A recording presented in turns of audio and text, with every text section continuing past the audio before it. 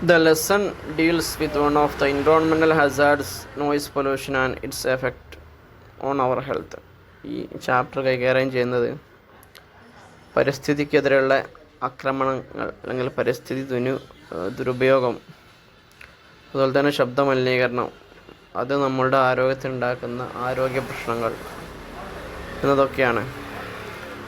An unpleasant loud sound is called a noise. നമുക്ക് അത്ര ഇഷ്ടമില്ലാത്ത അരോചകമായ നല്ല ഉച്ചയിലുള്ള ശബ്ദത്തെ നോയ്സ് എന്ന് വിളിക്കുന്നു. Sound is measured in units called decibels. Decibel എന്ന് പറയുന്ന യൂണിറ്റിലാണ് ശബ്ദം അളക്കുന്നത്. And the instrument that measures it is called a decimal meter. അത് അളക്കാൻ ഉപയോഗിക്കുന്ന ഉപകരണത്തിൻ്റെ പേര് ഡെസിബൽ മീറ്റർ എന്നാണ്. Mostly people speak in a range between 45 to 75 decibels. സാധാരണഗതിയിൽ ആളുകളൊക്കെ സംസാരിക്കുന്ന ഒരു പരിധി 45 മുതൽ 75 വരെ ഡെസിബൽസ് ആണ്. Noise levels beyond 85 decibels are harmful. 85 ഡെസിബൽസിന് മുകളിലുള്ള ശബ്ദങ്ങളൊക്കെ വളരെ ഉപദ്രവമുണ്ടാക്കുന്നതാണ്. Noise above 100 decibels can result in hearing loss. 100 ഡെസിബലിന് മുകളിലുള്ള ശബ്ദം ഒരുപക്ഷെ കേൾവി തന്നെ നഷ്ടപ്പെടുത്താൻ കാരണമാവും. Frequent exposure to loud noise affects the inner part of our ears and may lead to deafness. തുടർച്ചയായിട്ട് നല്ല ലൗഡ് നോയ്സ് നമ്മൾ കേൾക്കുകയാണെങ്കിൽ നമ്മുടെ ആന്തരിക കർണം നശിക്കാനും അതിന് ഡാമേജ് വരാനും നമ്മൾ ഭദ്രനാവാനൊക്കെ സാധ്യതയുണ്ട്. Okay. Loud noise is harmful even during sleep. ഉറങ്ങുമ്പോൾ പോലും ഉച്ചത്തിലുള്ള ശബ്ദം എന്നാണ് ഉപദ്രവമാണ്. It causes headache. അത് തലവേദന ഉണ്ടാക്കുന്നു. എക്സ്പാൻസ് ബ്ലഡ് വെസൽസ് ഓഫ് ബ്രെയിനിൻ്റെ ബ്ലഡ് വെസൽസ് ഒക്കെ എക്സ്പാൻഡ് ആക്കുന്നു. And endangers the head. ഹൃദയത്തിന് അപകടം വരുത്തുന്നു. Some noises are avoidable. ചില ശബ്ദങ്ങളും സൗണ്ടുകളും നമുക്ക് ഒഴിവാക്കാവുന്നതാണ്. Such as loud speaker, loud music, ഉറക്ക പാട്ടിടുക, നോയ്സ് ഓഫ് മെഷീനുകളുടെ ശബ്ദം, thunder. The government has made rules and regulation to control avoidable noises. ഇത്തരത്തിൽ നമുക്ക് ഒഴിവാക്കാൻ പറ്റുന്ന ശബ്ദങ്ങളൊക്കെ നിയന്ത്രിക്കാൻ വേണ്ടി സർക്കാർ നിയമങ്ങളൊക്കെ ഉണ്ടാക്കിയിട്ടുണ്ടെങ്കിലും the real solution lies in self-realization and efforts to find ways and means to check noise pollution. യഥാർത്ഥത്തിലുള്ള പരിഹാരം എന്ന് പറഞ്ഞാൽ സ്വയം തിരിച്ചറിയുകയും അതിനുവേണ്ടി പണിയെടുക്കുകയും സെൽഫ് കൺട്രോൾ ആണെന്നാണ് പറയുന്നത്. അത് കഴിഞ്ഞ അടുത്ത ചാപ്റ്ററാണ്. My elder brother is a story about two brothers, their relationship with each other characterized by feelings of love, jealousy and a change that comes in their behavior towards and. My elder brother എന്ന് പറഞ്ഞ ഒരു സ്റ്റോറിയാണ് of two brothers, രണ്ട് സഹോദരന്മാരെ കുറിച്ചിട്ടുള്ള. The relationship with each other characterised by feelings of love. അവർ പരസ്പരമുള്ള ബന്ധം സവിശേഷത ആർജിക്കുന്നത് സ്നേഹം കൊണ്ടാണ്, അല്ലെങ്കിൽ സ്നേഹത്താൽ സവിശേഷമാക്കപ്പെട്ടിരുന്ന അവർ തമ്മിലുള്ള പരസ്പര ബന്ധം. അതുപോലെ തന്നെ ജലസി, അസൂയ കൊണ്ടും. And a change that comes in their behaviour towards and. അവസാനത്തിലേക്ക് അവരുടെ സ്വഭാവത്തിൽ ചെറിയൊരു മാറ്റം വരുന്നു. Vadiola and Nicky grew up together in a happy environment. ഈ വഡ്യോലയും നിക്കിയും വളരെ സന്തോഷകരമായൊരു പശ്ചാത്തലത്തിലാണ് ജീവിച്ചു വളർന്നത്. They grew up like friends. കൂട്ടുകാരെ പോലെ അവർ വളർന്നു. Studying and playing together despite their age difference. അവർ തമ്മിൽ വയസ്സ് വ്യത്യാസമുണ്ടായിരുന്നെങ്കിൽ അവർ പഠിച്ചതും കളിച്ചതൊക്കെ ഒരുമിച്ചായിരുന്നു. But after a few years, വർഷങ്ങൾക്ക് ശേഷം, Nikki started developing a complex. നിക്കിക്ക് ചെറിയ ഒരു കോംപ്ലക്സ് വരാൻ തുടങ്ങി. He compared himself with his brother and felt he was nowhere near Vadiola in terms of age, interest, ability and even studies. വാഡിയോലയായിട്ട് compare ചെയ്യുമ്പോൾ അവന് വയസ്സുകൊണ്ടോ വിദ്യാഭ്യാസം കൊണ്ടോ സ്കില്ലുകൊണ്ടൊന്നും അവിടെ ഇല്ലയെന്ന് അവന് തോന്നി. He felt Vadiola was proud because he believed he was better. അവൻ കരുതി വാഡിയോല നല്ല അഭിമാനിയായിരിക്കും, കാരണം അവൻ നല്ല ആളാണെന്നാണ് ഇവൻ വിശ്വസിക്കുന്നത്. Nicky was even more hurt when he realised that Vadiola knew that what disturbed him mentally but did not understand him. He felt Nicky was even more hurt When he realized that Guardiola knew what disturbed him. നിക്കിൻ്റെ പ്രശ്നം എന്താണെന്ന് വാർഡിയോളക്ക് മനസ്സിലായപ്പം നിക്കും കൂടുതൽ അസ്വസ്ഥനായി mentally but did not understand him. അവനെ മനസ്സിലാക്കാൻ ശ്രമിച്ചില്ല. Mentally Nicky resented Vardiola's ability to have different hobbies and was jealous of his large headedness. വാർഡിയോളയുടെ വ്യത്യസ്തങ്ങളായ അദ്ദേഹത്തിൻ്റെ ചില ആക്ടിവിറ്റീസും സ്കിൽസും ഹോബീസൊക്കെ ചെയ്യാനുള്ള കഴിവുകളൊക്കെ വാർഡിയോളക്ക് അനിഷ്ടം ഉണ്ടാവുകയും അതിനെതിരെ അസൂയ ഉണ്ടാവുകയൊക്കെ ചെയ്തിരുന്നു. Although Nicky somewhere felt that he may be wrong in assessing his brother's love for him. അങ്ങനെ കാണുമ്പോൾ നിക്കി എവിടെയൊക്കെ എൻ്റെ സഹോദരൻ്റെ സ്നേഹം അളക്കുന്നതിൽ ഞാൻ പരാജയപ്പെട്ടു എന്നൊക്കെ തോന്നുന്നുണ്ടെങ്കിലും his own vanity made him feel even more inferior. നിക്കിയുടെ തന്നെ ചിന്ത അവനെ കൂടുതൽ അപകർഷത രീതിയിൽ ചിന്തിക്കുന്നതിലേക്ക് നയിച്ചു.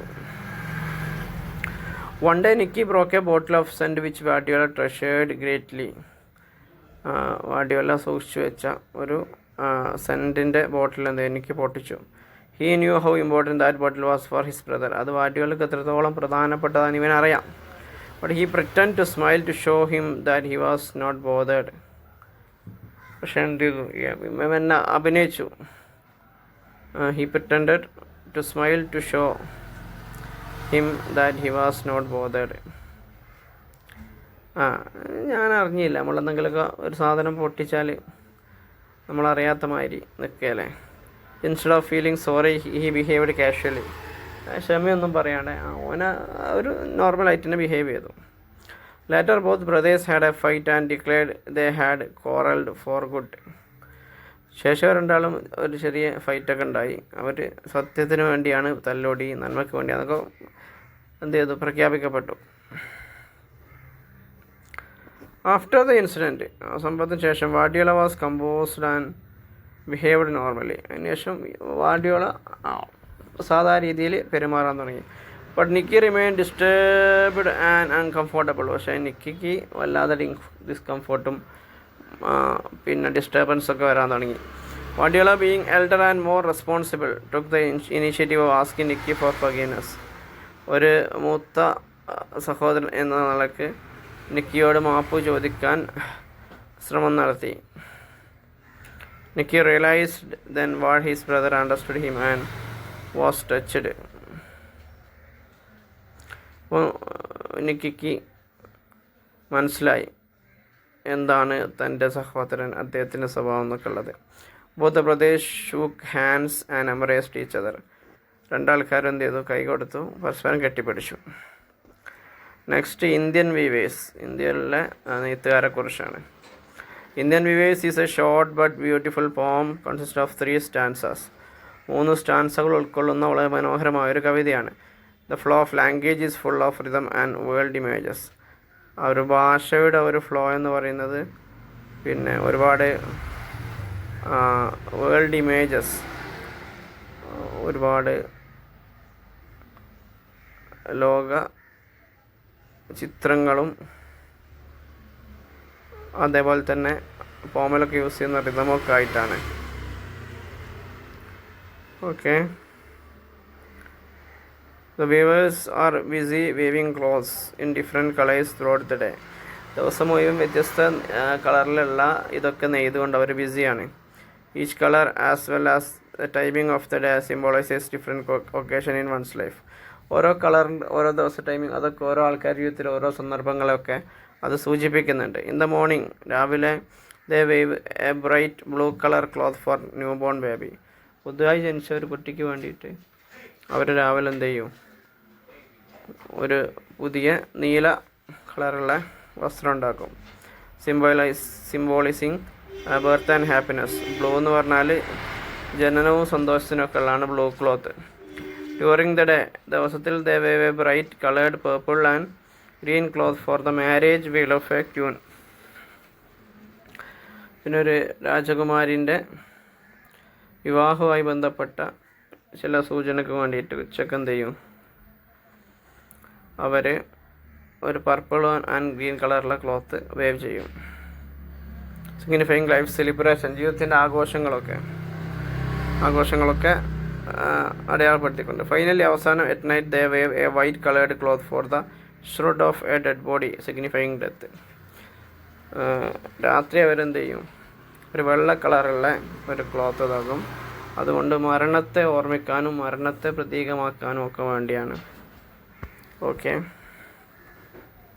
അത് കഴിഞ്ഞു. Next, The last stone mason is a story of a sculptor who belonged to a family of artisans, where the traditional art was handed down from one generation to another.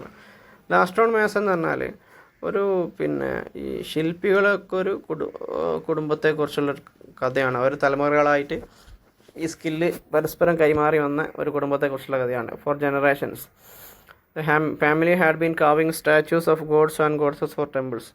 അവരുടെ കുടുംബം ദൈവങ്ങൾക്കും ആൺദേവതക്കും പെൺദേവതകൾക്കൊക്കെ അമ്പലങ്ങളിലൊക്കെ പ്രതിമകൾ ഉണ്ടാക്കുമായിരുന്നു. The old mason found much pleasure and satisfaction in doing so. ഈ പറഞ്ഞ ഓൾഡ് മാസൺ അങ്ങനെ ചെയ്യുന്നതിൽ ഒരുപാട് സന്തോഷവും സമാധാനമൊക്കെ തോന്നി. Although he turned out beautifully carved statues and he did not earn much money. ഒരുപാട് മനോഹരമായ ശില്പങ്ങളും പ്രതിമകളൊക്കെ അദ്ദേഹം ഉണ്ടാക്കിയിരുന്നെങ്കിലും ഒരുപാട് ക്യാഷൊന്നും അദ്ദേഹം സമ്പാദിച്ചില്ല. But he loved his profession so much that he could not think of doing anything else to make more money. അദ്ദേഹം കേവലം പണം എന്നതിലുപരി അദ്ദേഹത്തിൻ്റെ ജോലിയെ ഇഷ്ടപ്പെടുകയും അതുകൊണ്ട് തന്നെ അതിൽ ശ്രദ്ധ കേന്ദ്രീകരിക്കുകയും ചെയ്തു. His young son however had a different opinion. അദ്ദേഹത്തിൻ്റെ ഇളയ മകന് ഒരു വ്യത്യസ്തമായ അഭിപ്രായമായിരുന്നു ഉണ്ടായിരുന്നത്. He was young and ambitious and refused to pursue the family profession. ഇളയ മകൻ പറഞ്ഞു, എനിക്ക് എന്താവില്ല, ഞാൻ ചെറുപ്പമാണ്, എനിക്ക് നിങ്ങൾ പറഞ്ഞ ഈ ശില്പത്തിൻ്റെ സ്കൾപ്ചർ എന്ന് പറഞ്ഞ വർക്ക് പറ്റില്ല എന്ന് പറഞ്ഞു. He felt that he would be better to relocate to Agra and trade in gifts for tourist. അദ്ദേഹത്തിൻ്റെ ഒരു സ്വപ്നം തന്നെ എന്ത് ചെയ്യാം, ആഗ്രയിലേക്ക് പോയിട്ട് എന്ത് ചെയ്യാം, അവിടേക്ക് താമസം മാറിയിട്ട് അവിടെ ടൂറിസ്റ്റുകൾ ഗിഫ്റ്റൊക്കെ വിറ്റ് ജീവിക്കാമെന്നാണ്. Which were mass produced in ഫാക്ടറീസിലൊക്കെ വല്ലാതെ ഉൽപ്പാദിപ്പിക്കുന്ന ഗിഫ്റ്റുകൾ. This were quick selling items and an individual could make more money in a short time. ഇത് പെട്ടെന്ന് സെല്ലാവുന്ന ഐറ്റംസും ആണ്. ഇത് വെച്ച് ഒരാൾക്ക് പെട്ടെന്ന് കൂടുതൽ ക്യാഷ് ഉണ്ടാക്കാനൊക്കെ പറ്റും. He decided to move to Agra. അങ്ങനെ ആഗ്രയിലേക്ക് പോകാൻ തീരുമാനിച്ചു. Living his old father alone. തൻ്റെ അച്ഛനെ ഒറ്റക്കാക്കിക്കൊണ്ട്. The old mason was saddened by this development. ഈ ഒരു തീരുമാനമൊക്കെ കണ്ടിട്ട് ഓൾഡ് മാസൺ എന്തായി, ഭയങ്കര വിഷമമായി. He worried that if the entire young generation thought like his son, ഈ മൊത്തം തലമുറ എൻ്റെ മകനെ പോലെ ചിന്തിക്കുകയാണെങ്കിൽ there would be no one to pursue the tradition and then it would soon die. നമ്മൾ തലമുറകളായിട്ട് കൈമാറി വരുന്ന ഈ ഒരു കല പഠിക്കാനും അന്വേഷിക്കാനും ആരും ഉണ്ടാവില്ല, അങ്ങനെ അത് നശിച്ചു പോകും. In that case he would be the last stone mason left in the world. ഭൂമിയിലെ ഏറ്റവും അവസാനത്തെ ശില്പി അദ്ദേഹമായിരിക്കും അങ്ങനെയാണെങ്കിൽ. The mason however had a young helper Salim എന്ന് പറഞ്ഞൊരു ഹെൽപ്പർ ഉണ്ടായിരുന്നു ഈ പറഞ്ഞ mason. Who was his son's age, ഏകദേശം തന്നെ മോൻ്റെ അതേ പ്രായമാണ്. Salim had seen his master's passion for his art and how worried he was. സാലിമിന് തൻ്റെ ഗുരുനാഥന് എത്രത്തോളം ഈ ഒരു കലയോട് താല്പര്യമുണ്ടെന്നും എത്രത്തോളം അതിനോട് പാഷനേറ്റ് ആണെന്നൊക്കെ അറിയാമായിരുന്നു.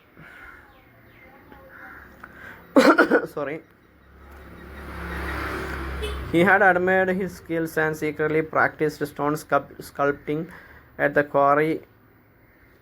He knew that perfection comes when people do things out of love. അങ്ങനെ ഈ സാലിം എന്ത് ചെയ്തു, അദ്ദേഹത്തിൻ്റെ ഗുരുനാഥനായ സ്റ്റോൺ മാസ്റ്ററിനെ ആരാധിക്കുകയും അദ്ദേഹത്തിൻ്റെ കീഴിൽ പ്രാക്ടീസ് ചെയ്യുകയും ശില്പങ്ങൾ ഉണ്ടാക്കാനൊക്കെ തുടങ്ങി. ഒരു ദിവസം Mason fell unconscious while working. ജോലി എന്നതിനിടയിൽ മാസൺ എന്ത് ചെയ്തു, ബോധം കെട്ട് വീണു. വെൻ ഹി റീഗെയിൻഡ് കോൺഷ്യസ്നെസ്, അദ്ദേഹത്തിന് ബോധം തിരിച്ചു വന്നപ്പം he had a hammering sound from the adjacent room. അപ്പുറത്തെ റൂമിൽ നിന്ന് ഒരു ഹാമറിൻ്റെ ഒരു സൗണ്ട് കേട്ടു.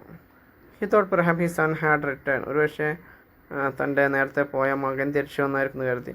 But when he peeped in, അദ്ദേഹം നോക്കിയപ്പം he saw to his pleasant surprise young Salim trying to complete his work. Salim ഈ ശില്പ വർക്ക് ചെയ്യുന്നതാണ് കണ്ടത്. He was happy at last his fears were allied. അങ്ങനെ ഒരുപാട് സന്തോഷമാണ്, കാരണം ഈ ഒരു പാരമ്പര്യം നിലനിർത്താൻ ഒരു ഹെൽപ്പറെങ്കിലും ഉണ്ടല്ലോ എന്ന് കരുതി ആശ്വസിച്ചു. ഓക്കേ.